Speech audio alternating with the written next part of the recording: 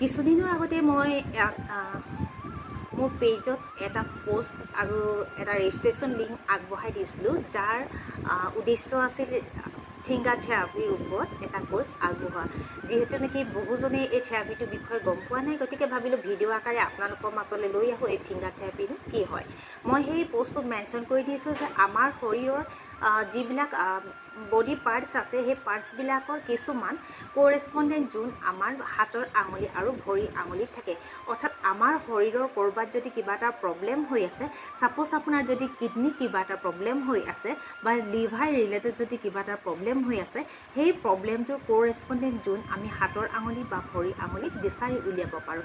আৰু যেতিয়া আমি সেই কৰেছপণ্ডেণ্ট জোনটো বিচাৰি উলিয়াম, তেতিয়া আমি সেই ঠাইত ট্ৰিটমেণ্টটো দিব পাৰোঁ। আপোনালোকে যদি ভাবিছে এই ট্ৰিটমেণ্টটোৰ কাৰণে যিগৰাকী ট্ৰিটমেণ্ট দিব আৰু ট্ৰিটমেণ্ট ল'ব, অৰ্থাৎ দুয়োগৰাকী জড়িত হৈ থাকিব লাগিব নেকি?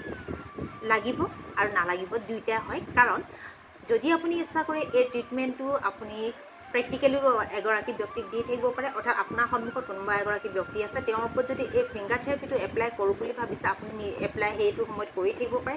আৰু যদি আপোনাৰ ভাবিছে আপোনাৰ হাতত টাইম খুবেই কম আছে, কিন্তু আপুনি এই ট্ৰিটমেণ্টটো কৰিব বিচাৰে, তেতিয়া আপোনালোকে কৰিব পাৰে। ইয়াৰ কাৰণে আমাৰ কিছুমান ছিটছ ট্ৰিটমেণ্ট আছে, অৰ্থাৎ কিছুমান বীজৰ জৰিয়তে আমি ট্ৰিটমেণ্ট কৰিব পাৰোঁ। ছাপ'জ আপোনাৰ চাইনাছৰ সমস্যা আছে, চাইনাছৰ কাৰণে আমি লং ল'ব পাৰোঁ। আমাৰ যিটো লং, সেই লংটোৰ জৰিয়তে আমি চাইনাছৰ ট্ৰিটমেণ্ট কৰিব পাৰোঁ। স্পেচিয়েল পাৰ্টত স্পেচিয়েল কিছুমান টেকনিকৰ জৰিয়তে আমি সেই লংটো বহাই গোটেই ৰাতি যদি থৈ দিওঁ, তেতিয়া সেই চাইনাছৰ প্ৰব্লেমটোৰ পৰা আপুনি উপশম লাভ কৰিব পাৰিব। আপোনাৰ ঘৰত ধৰি লওক আপোনাৰ ঘৰত ৰাজমাহ আছে, আপুনি সেই ৰাজমাহটোৰ জৰিয়তে ট্ৰিটমেণ্ট কৰিব পাৰিব। আপোনাৰ স্পেচিয়েল সেই পইণ্টটো যিটো কৰেছপণ্ডেণ্ট জোন হয়, আপুনি প্ৰথমতে কৰেছপণ্ডেণ্ট জোনটো বাছি উলিয়াব লাগিব।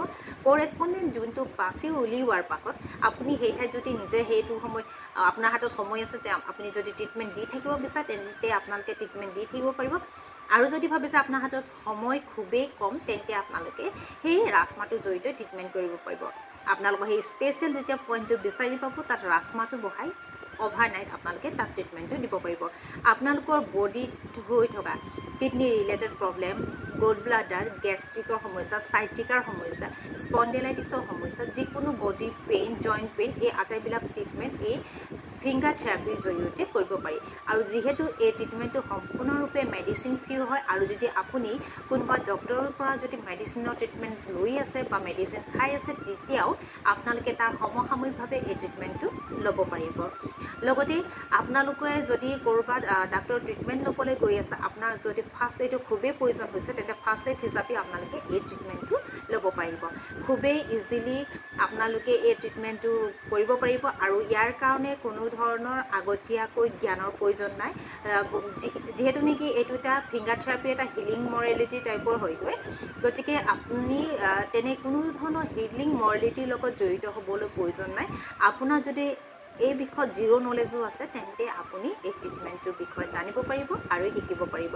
যদি আপোনালোক ইচ্ছুক হয় এই বিষয়ে জানিবৰ বাবে, তেতিয়া মই স্ক্ৰীনত দি দিয়া নাম্বাৰটোত আপোনালোকে যোগাযোগ কৰিব পাৰিব। মই তাত এখন ফৰ্ম দি দিম, সেই অনুসৰি আপোনালোকে সেই ফৰ্মখন ৰেজিষ্টাৰ কৰিব পাৰিব। অনলাইন আৰু অফলাইন দুই ধৰণে উপলব্ধ হ'ব। যদি আপুনি ভাবে যে অনলাইনত শিকিম, তেন্তে অনলাইনত ল'ব পাৰিব। আৰু আপোনাৰ অঞ্চলত যদি অফলাইনত যদি ৰেজিষ্ট্ৰেশ্যন কৰা মানুহৰ সংখ্যা সৰহ হয়, তেতিয়া মই সেই অঞ্চলত অফলাইনত গৈ আপোনালোকক এই বিষয়ে শিকাম। অহা জুলাই মাহত আপোনালোকৰ বাবে এই ফিংগাৰ থেৰাপি কোৰ্চটো লৈ আহিছোঁ, গতিকে পলম নকৰি অতি সোনকালে যোগাযোগ কৰিব পাৰিব। ধন্যবাদ।